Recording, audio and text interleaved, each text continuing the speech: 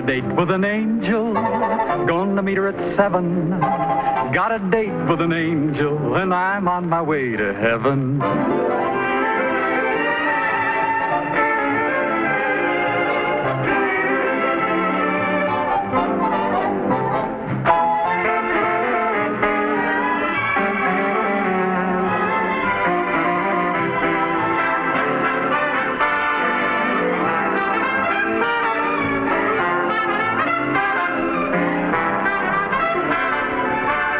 Ladies and gentlemen, your Plymouth dealer invites you to watch the Lawrence Welk program Top Tunes, and You Tell It on this same network. And the dramatic show Climax every week on another network. Tom Kennedy speaking. Good night, everybody.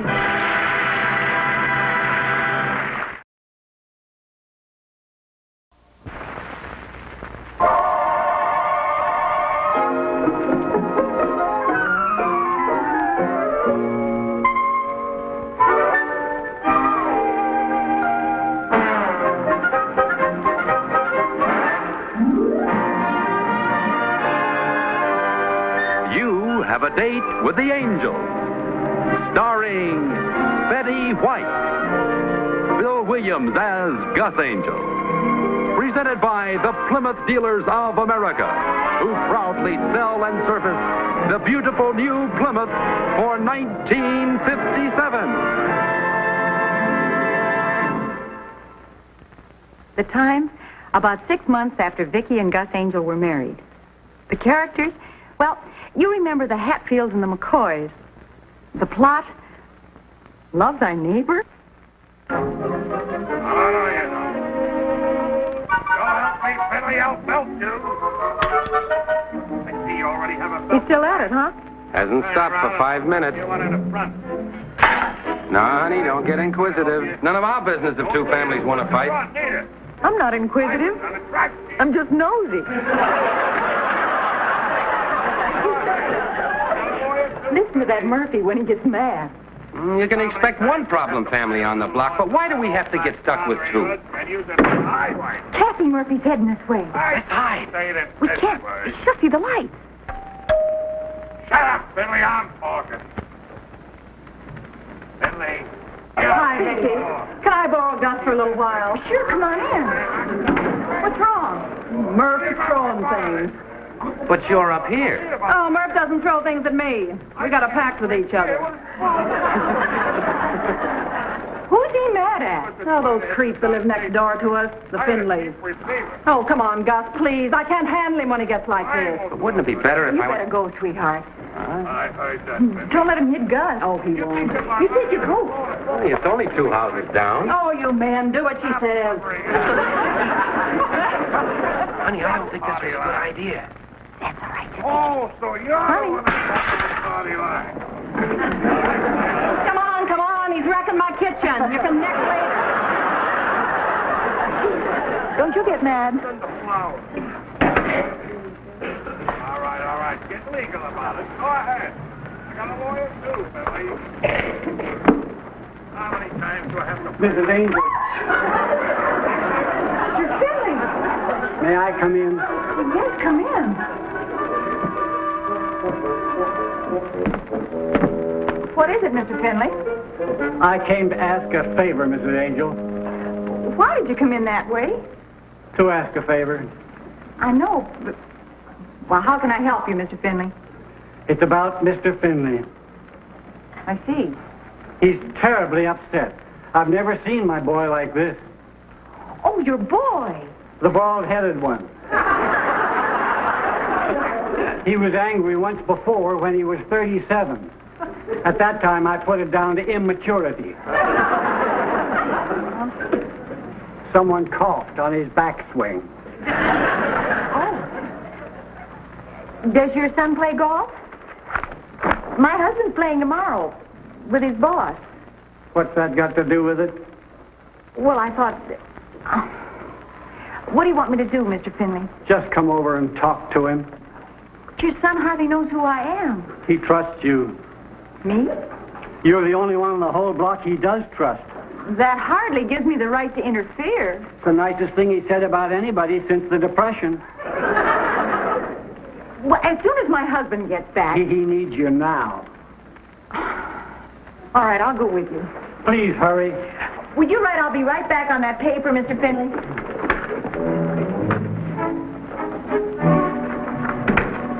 Is your son throwing things too? No, he's staring. You can just prop it up. Staring? At what? At the wall. That's the worst kind of staring, you know. This is the front door, Mr. Finley. Oh. He's just staring. What started all this in the first place? Just one of those things. Well, I You can know, never but- tell. All right, Finley. That is definitely my last word.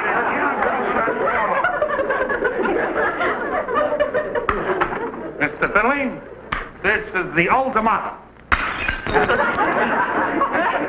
Well, guess I won that one. Oh, hi, lover. It's okay, Gus. Storm's over. Hiya, Gus. Hi, Murph. Here, let me do that. You must be pooped. Yeah, I am. This one ran kind of long. I guess I blew my top. So I see. Well, I guess you won't be needing me anymore. Oh, well, stick around. We don't want him to think I slipped my trolley, do we, lover? Explain, it's none of my business. Now, stick around. Let me show you how it works. You see, me and this Finley character next door had some words. So instead of belting him, I come home and do this. Make sense?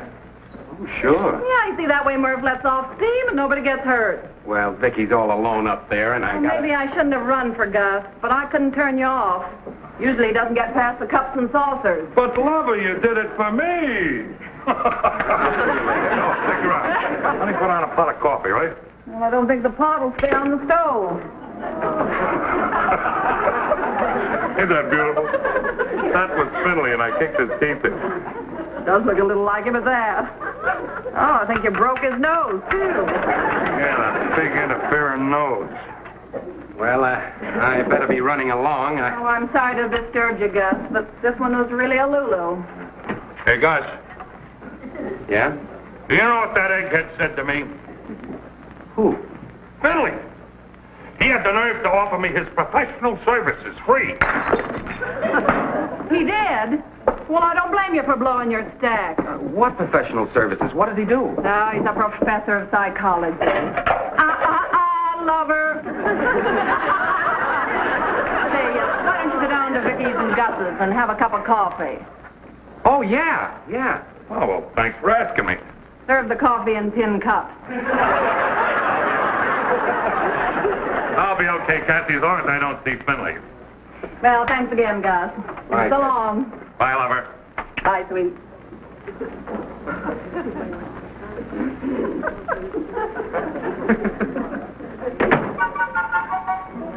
Oh, dear. He's fighting harder than ever. He is?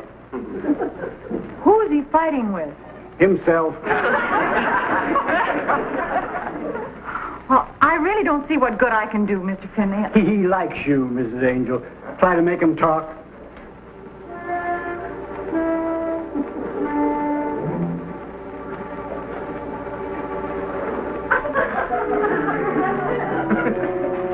Mr. Finley, Yes.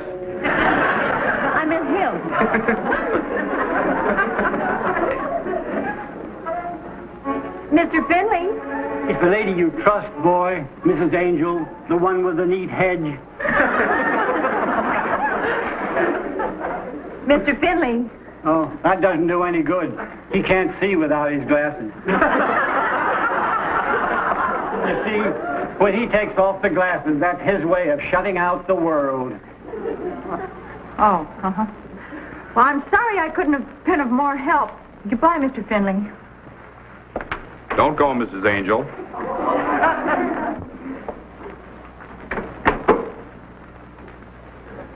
Are you all right now, Mr. Finley? Never felt better in my life. Father, if you can't follow the conversation, stay out of it. I will not have disrespect for my children. Go to your room. He was really very worried about you. I'm sorry, Father. It was very nice of you to concern yourself over our problem, Mrs. Angel, but I think I have it all worked out now. That Murphy person is a throwback. Well, I'm glad it's all settled. I'm glad you agree. If you asked me, they wouldn't let him in the ape house at the zoo. Finley, I'm sure they would. No, only a throwback like Murphy would cause such a commotion over a simple thing like Father running across his lawn. He runs across his lawn? With the car. Father has difficulty backing out of the driveway. That's because you don't put the wheels straight when you put the car in the garage.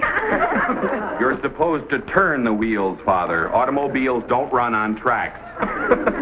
At any rate, this Murphy and I had a complete discussion. But the man's so illiterate that I offered him my professional services. What kind of services? What do you do, Mr. Finley? I'm retired. Asking me, Father. I'm a professor of psychology. I see. Well, I really better be running along now. I'll escort you home. Oh, no, that's not a bit necessary. Thank you. I just lived down... Well, I don't see why you... Come in, Murph. Vicky, honey, I brought Murph back with me.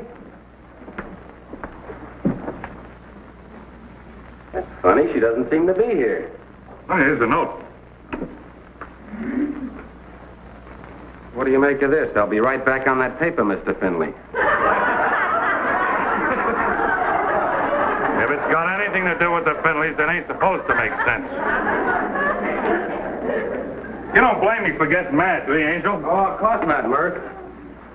Well, I'm glad to see it my way. Every day, regular as clockwork, the old man is back across my lawn, and when I yell at him, he tells me to go to my room.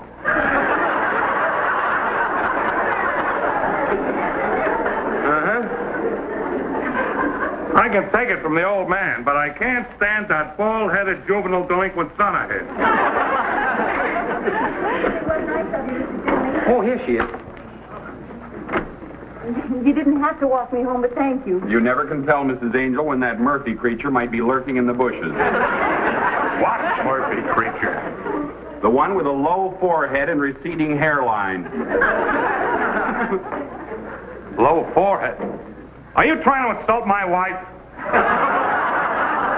Of course not. Good night. I'll be going, too. Wait a couple of minutes, Murph. Now, let me out of here, Angel. I just figured out something. If he wasn't talking about Cassie, he was talking about me. I don't know, but I feel much better now that Gus says that I'm in the right. See you later. I didn't say one word about him being in the right. Whatever we do, sweetheart, let's keep out of it. Oh, you're right, honey. Let's stay away from those people. All I ask is that they stay away from me. They'd better. What time is Mr. Henshaw coming by for you in the morning? Well, being the boss, he's got it all figured out. He's going to pick me up at 6:30 because he wants to tee off at 7. And then when you bring him back here for lunch, I'll have the Murphys and the Finleys here, so all 7 of us can sit down to eat together. Oh, honey, don't even kid like that. Oh, imagine Henshaw with that bunch. That is a sickening thought, isn't it? You better hit the sack. It's getting kind of late. Guess I'd better. I'll get a glass of milk first. All right.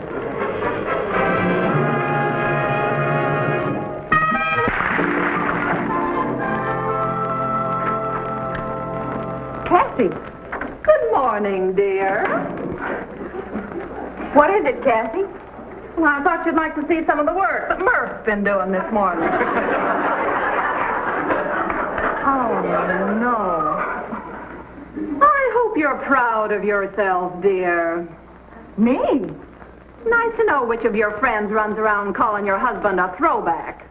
Cassie, I did no such thing. Oh, come off it. Well, I didn't. Now, I suppose you weren't at the Finleys last night. Well, yes, but... Yes, and Finley couldn't wait to get to the phone to call to tell us what you said. Oh, Cassie, you've got to believe me. I didn't call Murph a throwback. Well, then what did you say? Oh, Mr. Finley said Murph wouldn't be allowed in the ape house at the zoo, and I said he would. That's different. Well, why did he say that you said them to me? Whatever Mr. Finley said was wrong. You mean it? You cross your heart and hope to spit? I cross. Oh, Kathy. Well, all right then. Take your word against his any day. Oh, I hope I didn't sound sore or anything. Oh, of course not. Here, don't forget this. Oh, yeah. Maybe Murph can kick it back into shape. Well, so long, Vic. Bye, Kathy.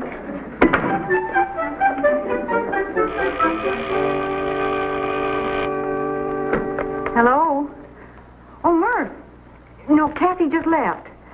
While I have you on the phone, I want you to know that what Kathy said, Mr. Finley said, I didn't say at all. Well, let me put that another way. I did not call you a throwback. Well, no, I wouldn't want to call him a liar. Good. As long as you understand. Fine. Goodbye, Murph.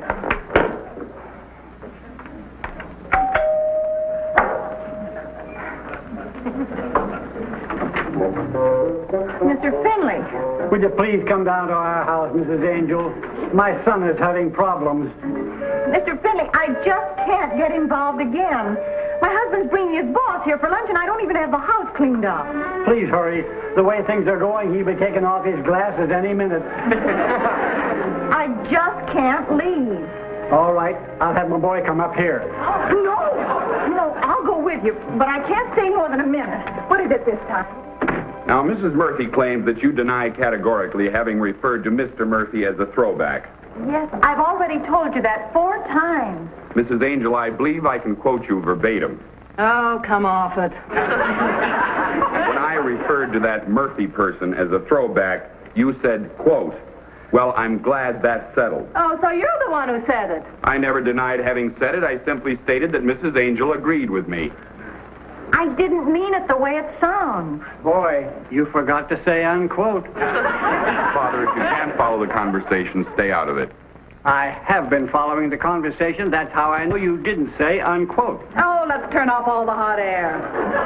Look, Vicky, didn't you just tell me that everything this boob said was wrong? I didn't say it that way, Mr. Finley. Hey, whose side are you on, anyway? I'm not on anybody's side. I don't even know what it's all about. If you don't know what it's about, Mrs. Angel, then you shouldn't interfere. You'll have to excuse me. I have to get the house cleaned up. Don't bother. We have a lady that comes in twice a week. She means her house, Father. Put a muzzle on him. And in turn, may I suggest a cage for that anthropoid next door? Look, Buster, I'm trying to be a lady. You're not trying hard enough. And you didn't say unquote.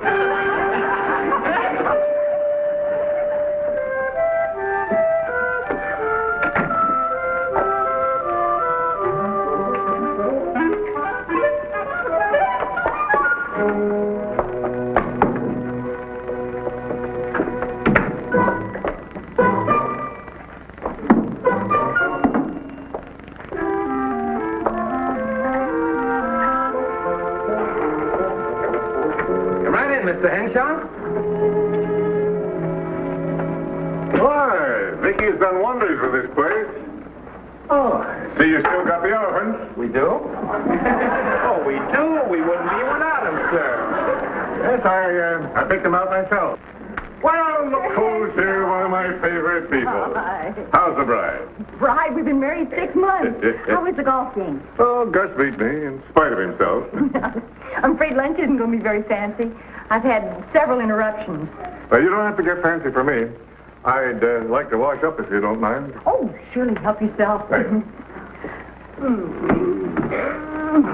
I'm sure glad you thought of the elephants. I wasn't sure for a minute whether the Henshaws were the elephants or the horses. You better get dressed, honey. I'll be right with you. I'll get things ready out here. Hi. We'd like to see Mrs. Angel. Can't you come back some other time? We have company. I don't see nobody. I must speak to Mrs. Angel. I understand that she's been libeling me. But then my information came from a fairly unreliable source. Your wife said he was a liar.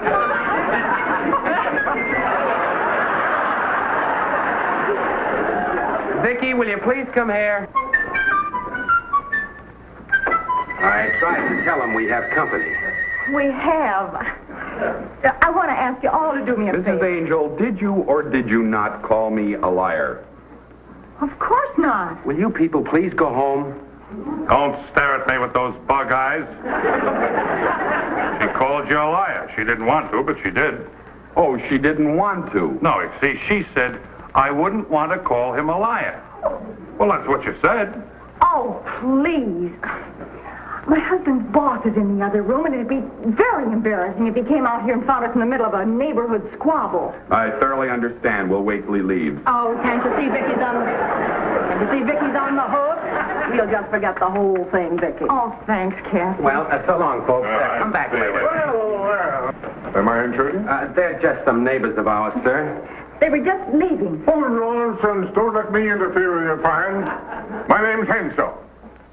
Mr. Finley, Mr. and Mrs. Murphy, Mr. Henshaw. We was just leaving. You was? I mean, don't leave on my account.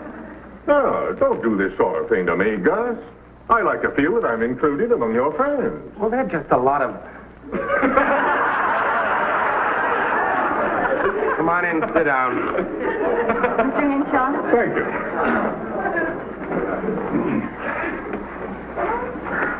Well, what do you do for a living, Mr. Murphy?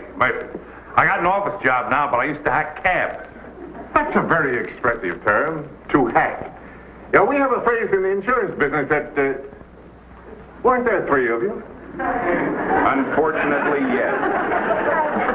Has Mr. Henshaw seen what you've done to the patio, darling? I don't believe he has. Don't sit way over there. Come over here, join the conversation. Thank you. There is a small matter in which I'd appreciate your cooperation. Gus put in 20 new flagstones, Mr. Henshaw. Well, we've got to look at that. Now, this is just a hypothetical case, mind you. Oh? That patio was a real backbreaker, sir. Gus even mixed the cement himself. Now, let us assume that there are two neighbors, A and B. A has a father who never hurt anybody in his life. B is a throwback. Let's skip all this A and B jazz, huh? This friend of mine lives next door to a real goony family. And every day the old man backs the car across the lawn. Food, anyone? Good idea, honey. Now, what I want to know is, doesn't my friend have a right to be a little sore? Possibly. Well, I would think that would depend upon the extent of the damages. I can fill you in on that. The nice neighbor surveyed the alleged damage, and at no time did the kindly old gentleman penetrate the lawn further than 11 inches. Yeah, but how deep? We settled a claim like this last year. No, that didn't apply. That was a woman driver. Oh, well. Psychologically, women are too emotionally unstable to drive at all. If I had my way, no woman would ever be issued a driver's license. Oh, come off it, Henshaw. I beg your pardon. Oh, you men make me sick with all this jive about women can't do this and women can't do that. I thoroughly believe that women are eminently qualified to keep house and mind babies. Well, thanks a lot. All you men do is play golf and chase secretaries. I resent that, Mrs. Finley. Murphy's the name. Finley, Murphy, whatever the name. I still resent it. Right now, lover, don't get hot. Don't get hot. Here we are. All through history, women have proven to be social inferiors. Oh, dry up. Facts are facts. Women are not reliable risks. They're not built right to do anything sensible. Oh, how stupid can you get? But during the war, women had to run streetcars and rivet airplanes and hack cabs and work in shipyards and drive trains and join the wax and the wave. They were built right for that. Vicky! Yes, and the men got back just in time to keep the country from falling apart. Oh, why don't you put on a muzzle? Yeah! You talk just like my wife. They're all the same. Men have one-third the brains of women, and you come back here. That's probably the police. Oh, look here. Oh, you men make me sick. I have the statistics to prove it. We can do everything. Well, Mr. Finley! Mr. Finley! What is it, Father? Well, Father? The car is stuck out in the alley. Have you been driving around the block again? No. Then how did the car get stuck in the alley? I backed it through the garage. Well, let's get that taken care of, and then we can come back and finish where we left off. Oh, that's the car and back to his Well, garage. how about the lawn? Not only the garage. Mr. Henshaw, I really don't know how to apologize, sir. I'm so sorry for what I said. Sorry? Why, I haven't been in a Brannigan like this for 15 years. It's positively stimulating. It is. Next time, I'm going to bring my wife. She'll drive that Finley right out of his mind.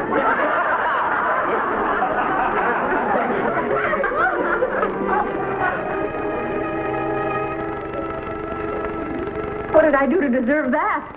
I don't know.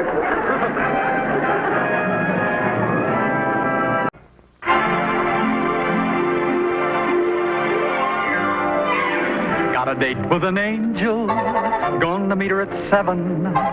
Got a date with an angel, and I'm on my way to heaven.